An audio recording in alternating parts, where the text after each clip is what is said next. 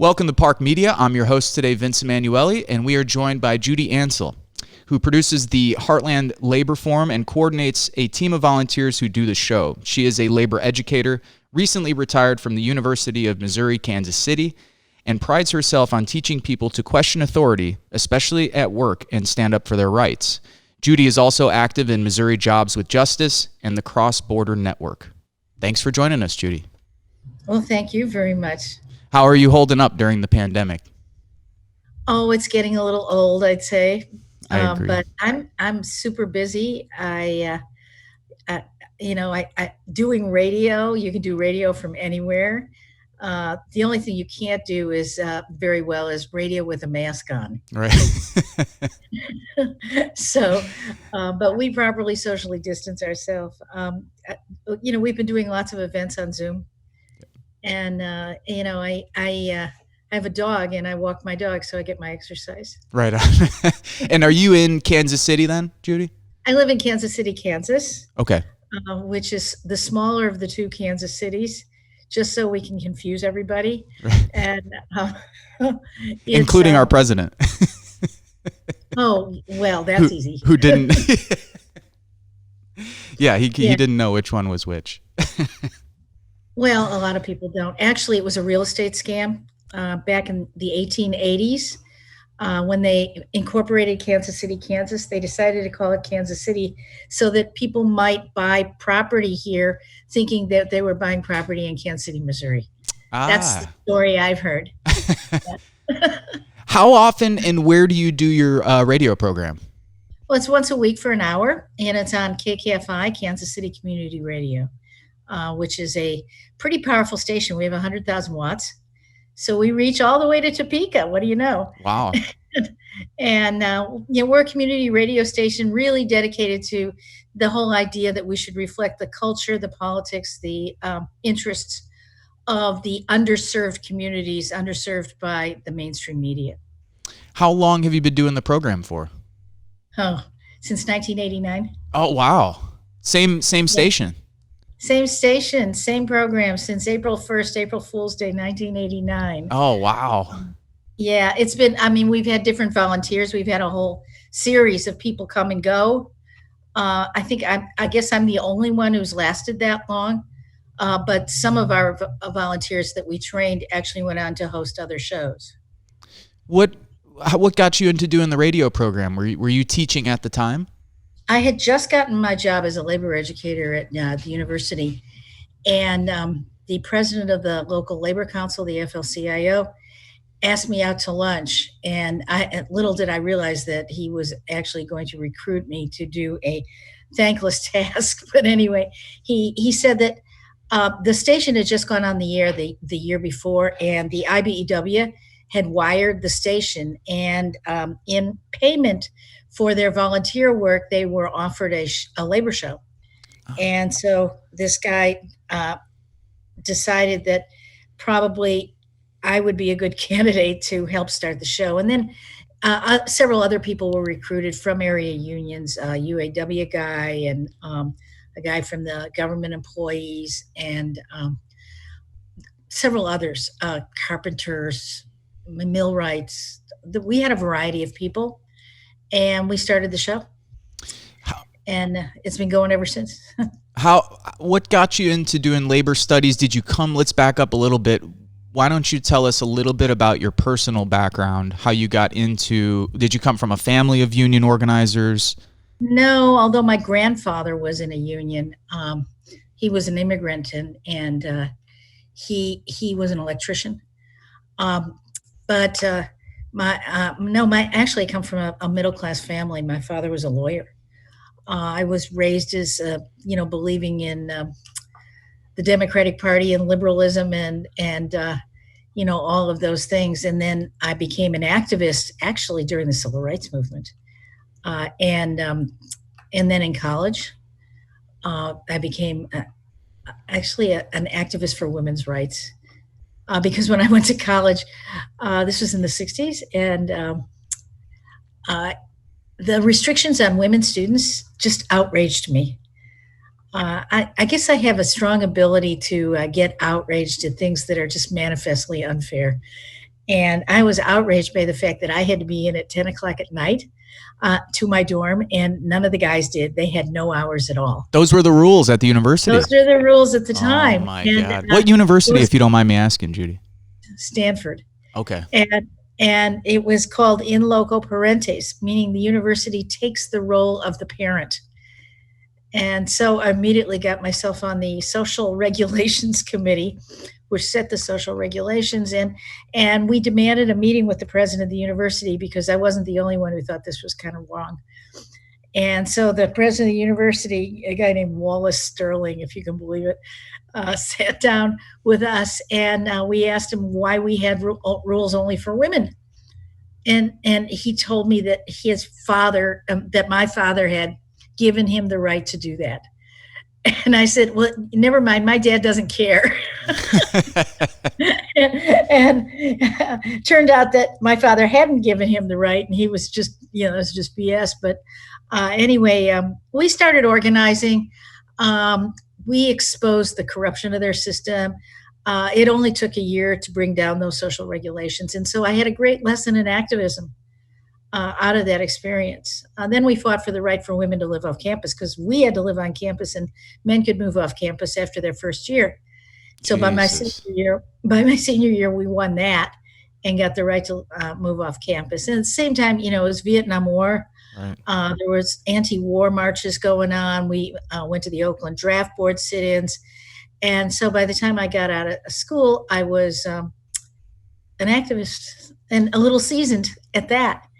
And so anyway, I ended up going on to get a master's in history and joined my first union as an adjunct in the community colleges in California. And was very thankful to be able to be in a union, because this was the beginning of the whole adjunct thing. Mm-hmm. I remember a dean of students at one college who told me he would hire me to teach one class, but not a full-time job. He said, come back in 20 years, we're full up.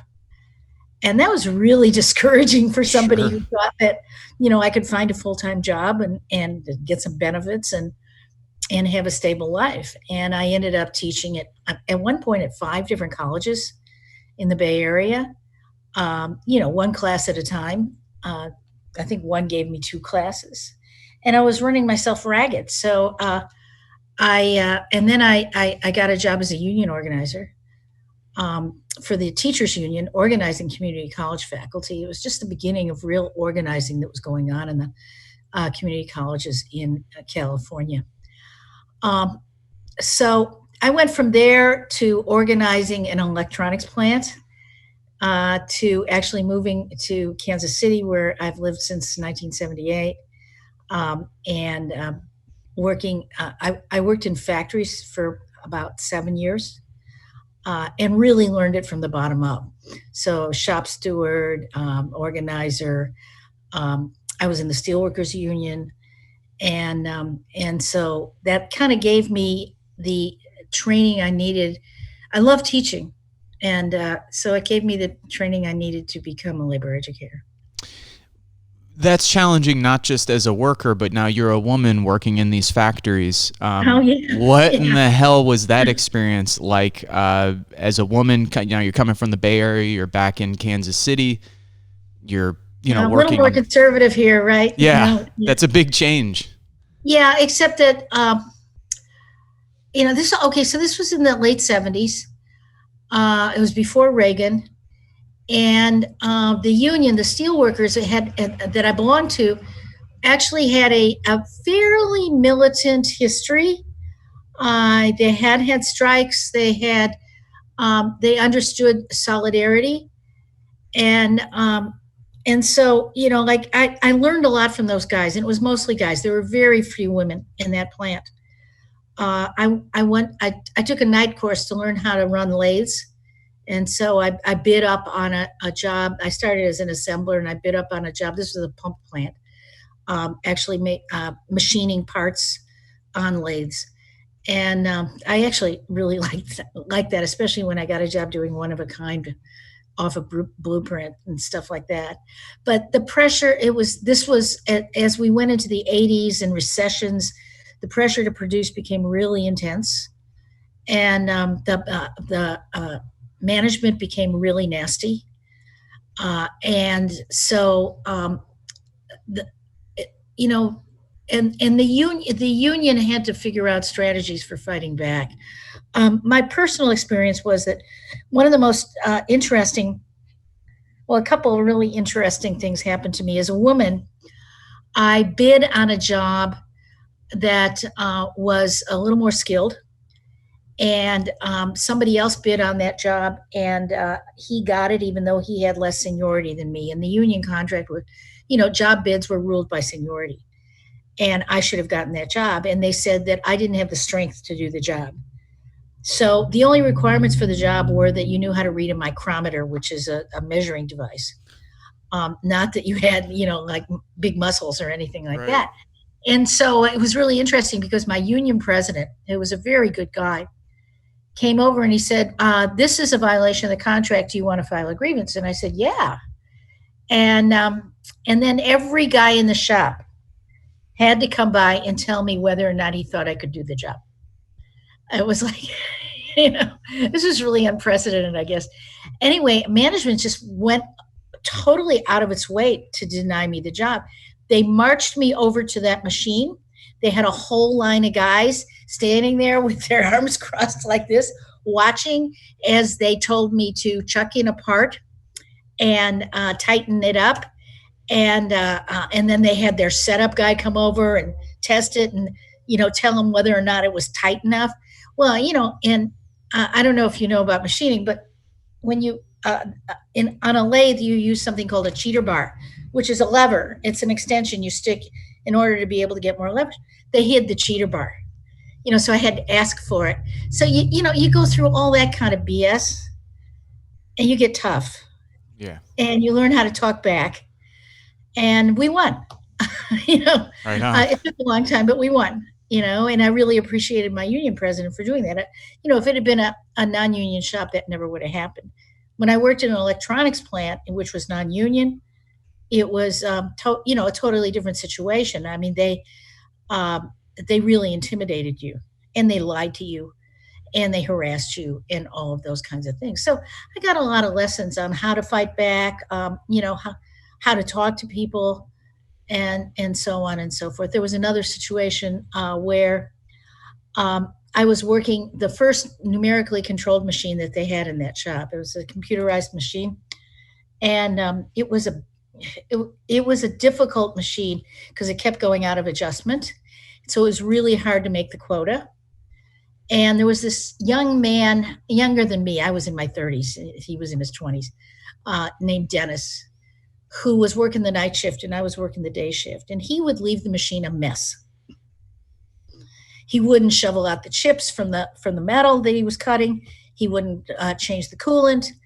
And he would leave it a mess because he was trying to really impress the bosses with high production so that somehow they'd make him a manager or something. Who knows? I don't know. Anyway, after weeks of this, I came in one morning, it was a mess, and I said to him, hey, you need to slow down and leave the machine in decent shape. He went immediately to management, and the next thing I knew, I was fired for inciting a strike. Oh, Jesus. Like, you're kidding. Really? Anyway, we filed, I was at that point a steward, and so we filed unfair labor practice charges and went to the NLRB, and we won.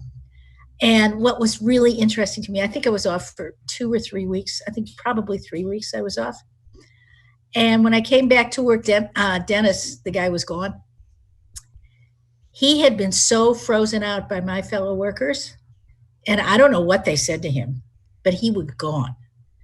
So no management role for him. He learned what happens when you screw somebody like that. And so that was a real, lesson too. I really appreciated that place. How long? Now this is through the Reagan era? Because I know you said that you started. This was actually, I worked in that place from 78 to 84. Okay. had a baby while I was there. Uh, Oh, wow. yeah, had to figure out how to breastfeed in a filthy bathroom and all sorts of stuff. Oh, Yeah, wow. yeah. Those are, I can't imagine that, obviously. Well, that's you make do, right? Yeah. Yeah. And but at the same time, I was really missing teaching, and so so I decided to quit and go back to teaching, even though I was an adjunct again, because there were still no full time jobs. Right. And I taught history.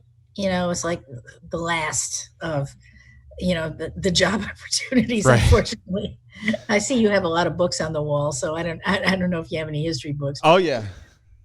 labor Yeah. history is fascinating. Anyway, so I went back to teaching at three different colleges in the Kansas City area, one four-year college, two community colleges, and got blackballed by one of them because I was too militant, feminist, when I applied for a job. I mean, I should have sued him, but then I never would have gotten a job at that. It was a community college system. Mhm. You have to pick your battles and figure out which ones you can win and not. And not. Anyway, eventually, what happened was that I met the guy who was directing the labor education program, and he asked me to start a research service. So I started learning how to do business research, and I um, investigated companies for unions for purposes of organizing and bargaining, which was really fun. I really liked, sort of finding the dirt and helping them either decide that they should or should not organize a place, depending on whether or not it could even afford a contract, but also what it could demand in the bargaining table. And I specialized in like privately owned smaller companies, a lot in the construction industry.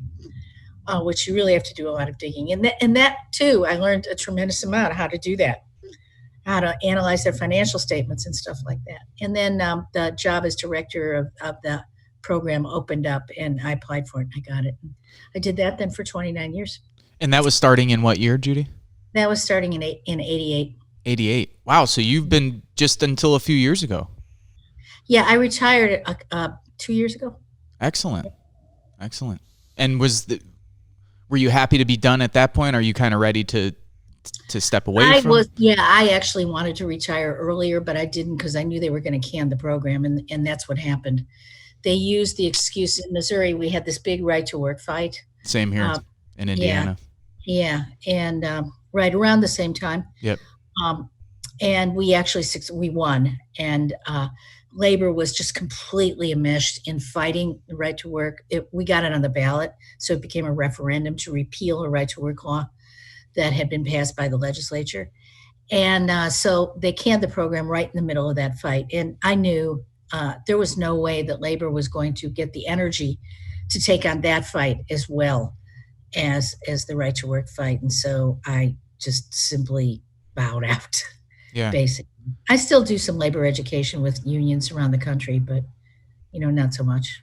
It's something that's sorely needed here in our region in Northwest Indiana, where I live. We are broadcasting from Michigan City, Indiana, which is right on the south shore of Lake Michigan, about 20 miles east of Gary and about 45 miles east of Chicago. Well, Indiana had a large labor education program for years. Oh, did they? Yeah. Oh, yeah. I think it still does. But they used to have, they had a campus in Gary and they had a campus in Fort Wayne, I think. Right. Indianapolis, Kalamazoo. No, that's Michigan. Sorry. No, you're right, though. You're absolutely right. Yeah, Kokomo, Fort Wayne, Gary. Yeah, the campuses still exist, but there's definitely not a labor program at those satellite campuses. No. Yeah. What a shame, because it used to be a really good program.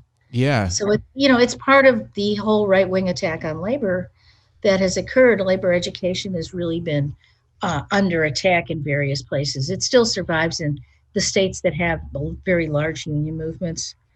But even, in Michigan, they dismantled and cut back on the labor education programs. Can you talk about how crucial the program was to aiding organizing efforts? Well, actually, We didn't do a lot of training for organizing. The AFL-CIO pretty much, handled organizer training. We did do some organizer training for small locals who he didn't have those kinds of services. But what the program was really important for was shop steward training, bargaining training. Okay. We did arbitration, training for arbitration, and we trained university students to go into the labor movement. So it sort of had this hybrid quality of both being a service to the local unions, especially smaller local unions that didn't get any kind of servicing from their international unions, and then training people to become activists and organizers, or people worked in nonprofits, and a variety of things that people went through. We had a certificate program in labor studies. It wasn't a major, but it gave you a really good background to go get a job in the labor movement. It seems here that it would benefit the unions greatly in Northwest Indiana if we at least had institutions maybe that weren't providing even as detailed a training as what you're talking about, but at least doing some of that opposition research, researching what's happening in the labor markets, what's happening with these companies, which ones are more, which ones should we focus on trying to organize unorganized workers, which ones make more sense to do that. It just doesn't exist. And well, yeah, most national unions have or had research departments. Mm-hmm. That if you ask them, they would do that kind of investigation for you. Most unions, when they go into bargaining, can ask their national union's research department for information about the company, but it isn't very much in depth at all, and it doesn't train people themselves to do that kind of research, which is, I think, really important. I know some really crack organizers who can do their own research and know how to investigate a company, and that's really important to do. But the thing is this, that unions as a whole, not every one, gave up on labor education back in the 90s. The AFL-CIO eliminated its education department in the late 90s, and that sent a message to a lot of other unions that did the same thing. And they stopped. One of the reasons the labor movement is in such sorry shape in this country is because they really stopped educating their members. It's really rare for a union member to get any kind of labor education. They train their stewards in how to handle grievances, but they don't train anybody in how to build a militant, successful union that is participative and really can make a difference. And, what I've observed, and, there are clearly exceptions to this, but what I've observed as a general rule is that most unions go through the motions. They, they take care of their legal obligations under the National Labor Relations Act, but they do not have any real strategy for how to win power. Oh, I don't mean to laugh. I'm just living where we live in Northwest Indiana, which is one of the last union strongholds in the state outside of Indianapolis. I have to laugh because this is like the ongoing frustration how do I put this? So I come from a heavy union family. All my grandparents come from former Yugoslavia and Italy. They joined the USW. My great-grandfather was in the Memorial Day Massacre, 1937, on the south side of Chicago with my grandfather as a young child. Wow, that's great. My uncle was a student there, and he missed the massacre because he was sick that day. Oh, jeez. Maybe lucky. No, lucky for him. Yeah. But so, I come from strong union family. Everybody in the USW, aunts, uncles, cousins, or the UAW. My dad was a union iron worker. My brother and I were like the first next generation that didn't join the unions. My brother's full-time. He's in the military and does other work. And I'm not in a union.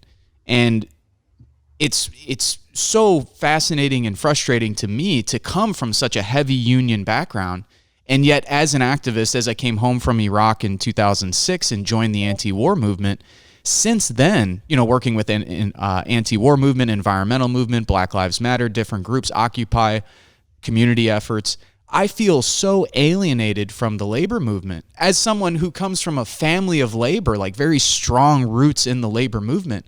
And I feel so alienated from organized labor. And that's not through non-effort. I mean, we've put out effort to try and reach out to folks in the USW. The leadership seems to be the biggest problem with a lot of these locals, that in fact there are rank and file members who are very upset with their union leadership, who also understand that the Republicans are terrible downstate, but who just remain disorganized. They just don't know how to organize within their union. That's right. So anyway, that's not even really a question, but just more of a statement so you know a little bit about my background. And that what you've described is what I've observed around here too. There's just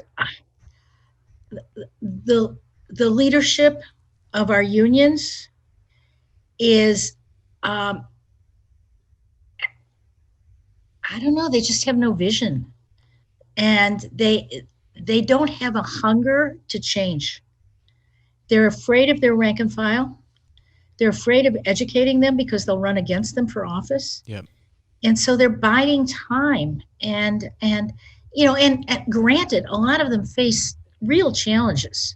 I mean, just running a union these days with all of the legal restrictions and regulatory demands, as well as, employers who are out to squeeze every nickel out of everybody. That's a tough job. It's a really tough job. And they simply don't have time to think about, well, how could we do things different? How could we restructure? How do we get more people involved? When you say to them, you need to have more participation in your union if you're going to build more union strength, and they say, I don't have time. Right. Because the more people I have participating, the more work it's going to be for me. Right. And it's been very frustrating, I have to say, to deal with that. My faith is in the younger people, because I see a lot of younger people who are militant, who really want to make changes and do things differently, have a different sense of justice, and a really different attitude about both people of color and women. Yep.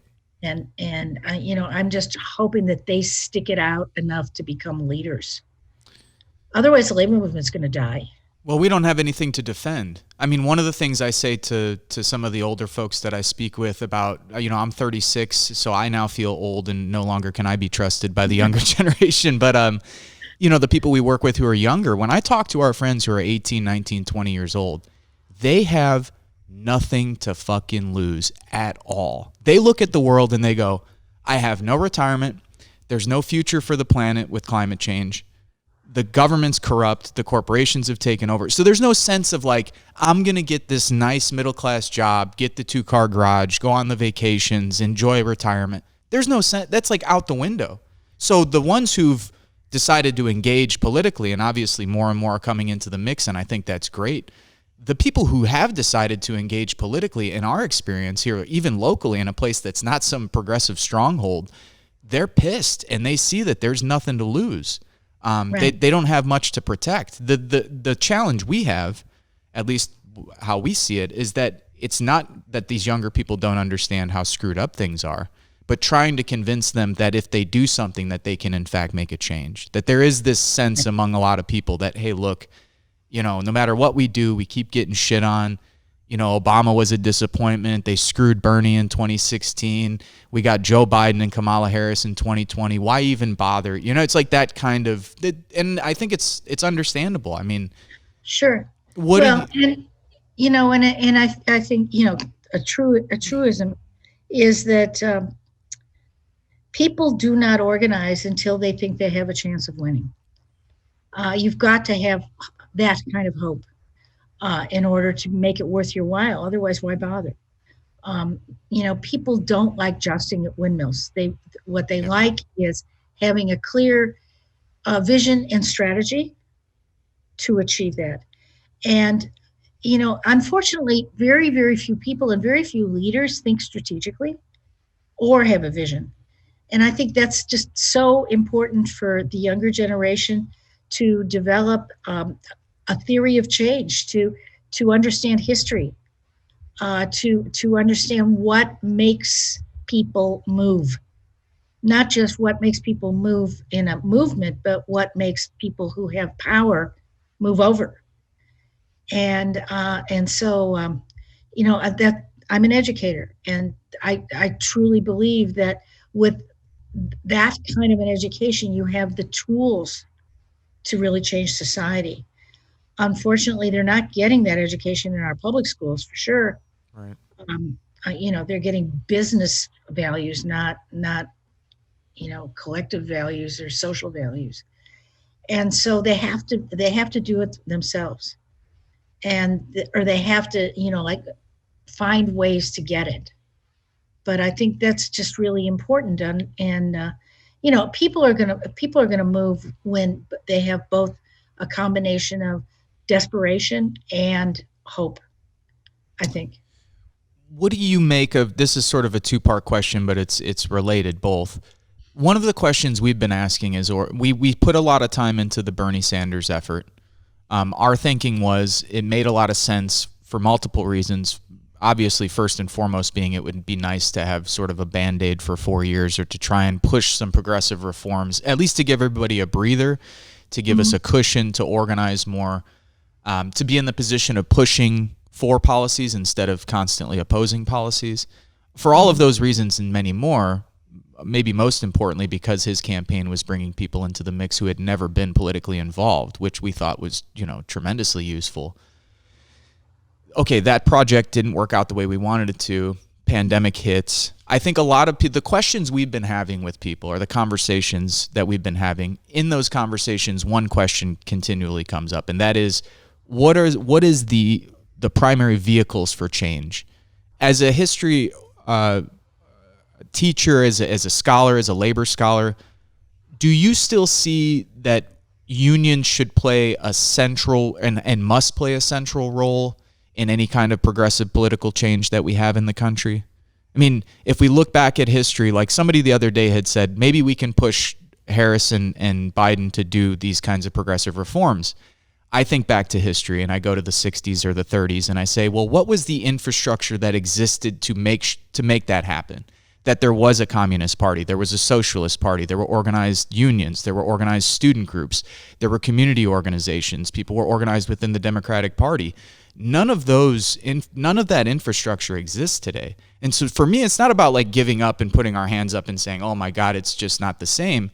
It's to say, well, what does that look like today? Where do you think, and I know that there's nobody necessarily has the answer, but as you see it, is it that we should be putting more and more time into rebuilding these unions?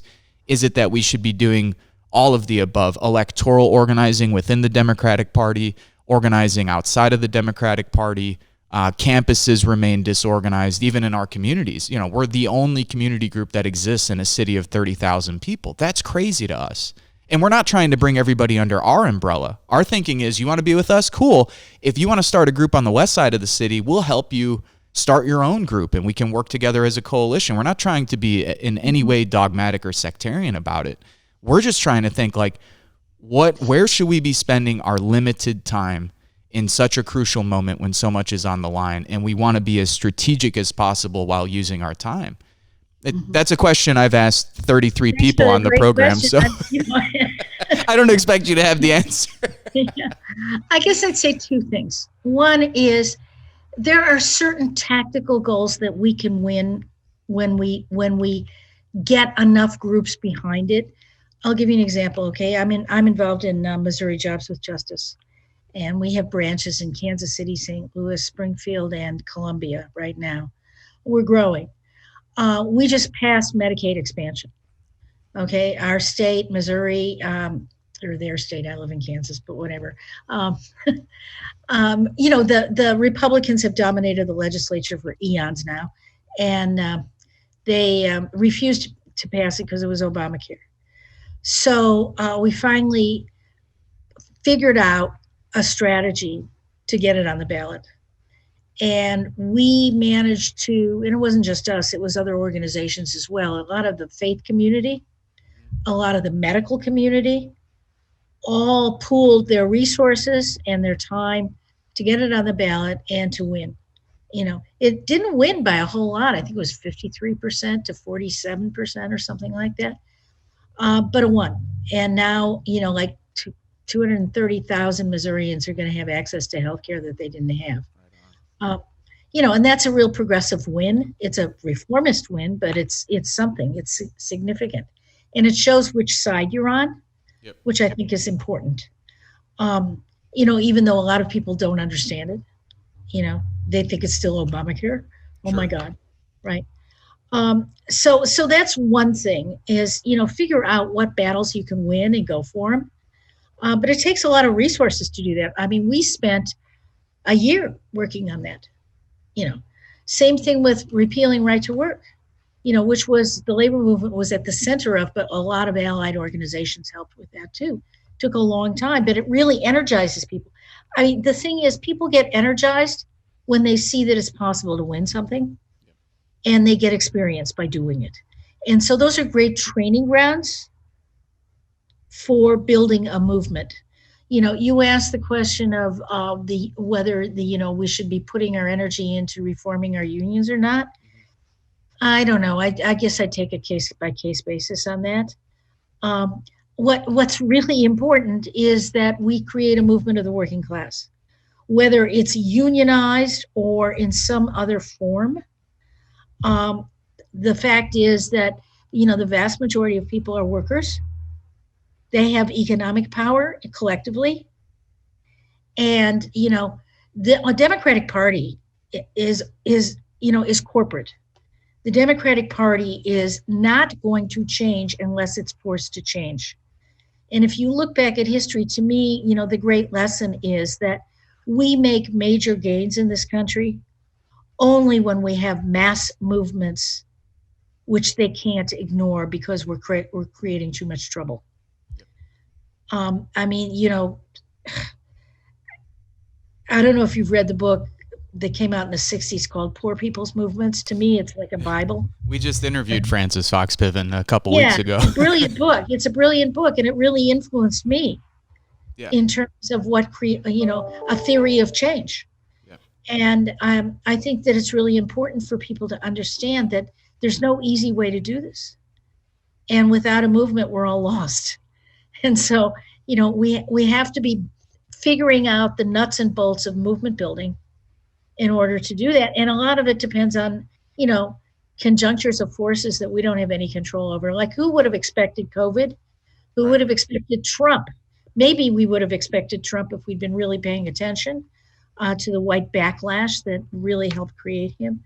But the fact is that the intersection of his incompetence and a pandemic, I think, has moved a lot of people to activism, and now it's up to organizers to take advantage of that and steer it in, to get those people and keep those people involved and give them a voice so that they can articulate where they want to go.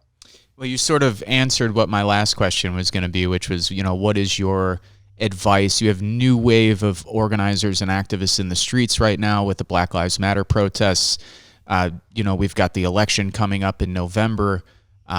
There's a lot of people who are coming to this for the first time. There's a lot of people I've met just since 2015 and 2016 with the Bernie campaign. My friends who are now 23, 24, 25 years old, they're just getting involved. The only thing they know is what's happened in this country since 2016, beyond what they've read about history and so forth. You kind of already said this, but what would sort of be your parting? I know a lot of my friends are depressed as hell today. I don't know if they expected somebody different than Kamala Harris, but they're looking at or if they've forgotten because of the pandemic. But I think it's really hit people in the last 24 hours. Okay. What do you think they were going to get? It's Joe Biden, for heaven's sake. I know. Sergio's laughing behind the camera. Yeah. I agree with you. I agree with you 100%, Judy. But I don't think that changes that there's this sense of like, damn, especially among these younger kids. So I cut them slack. I cut the younger cats slack because it's like they're just getting involved. They don't know. You know, the older people who are upset about Kamala Harris, I think, come on.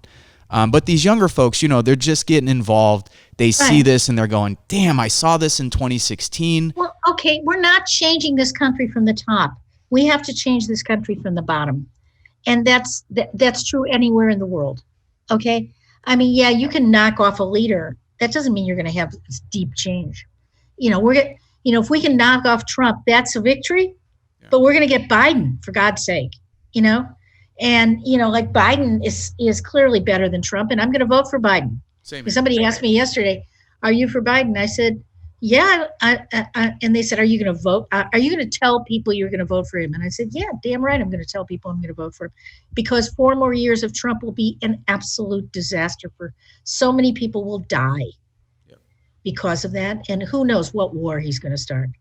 And so, yeah, it's important to vote for Biden, I think, but don't have any illusions about who he is and what he represents. He's Wall Street. You know, he's a Wall Street Democrat. And, you know, and he, you know, he basically, in my opinion, probably, you know, wants to, you know, take us back to the Obama era, as if that's even possible, which it isn't.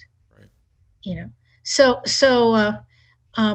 you know, I guess I would tell those young people who are disappointed with the Kamala Harris pick, with the Joe Biden pick, that, you know, this is the challenge we face and that we've always faced. This is nothing new, you know, but their activism can make a difference. And in fact, their activism is the only thing that's going to make a difference. That's exactly how I wanted to end this conversation. All right. That was perfect, Judy. We couldn't have written a better one than that. Thank you for your time. I really appreciate it. Oh, it was fun. Thank you. Yeah, maybe we could do it again in the future. Oh, who knows? Yeah. All right. Okay, good luck. Thank you very much. Uh-huh. All right, take care, Judy. You've been watching Park Media. I'm your host today, Vince Emanuele, and we'll talk to you soon. Hey, thank you for watching and listening. If you think this program is worth a pack of cigarettes or a cheeseburger, you could become a Patreon for as little as $3 a month. The link is available at our website, parkmedia.org. That's PARCmedia.org. Make sure to subscribe to our YouTube channel below. Also, you could find us on Instagram at Park Media, Facebook at Politics, Art, Roots, Culture, and you could find me on Twitter at Vince Emanuele.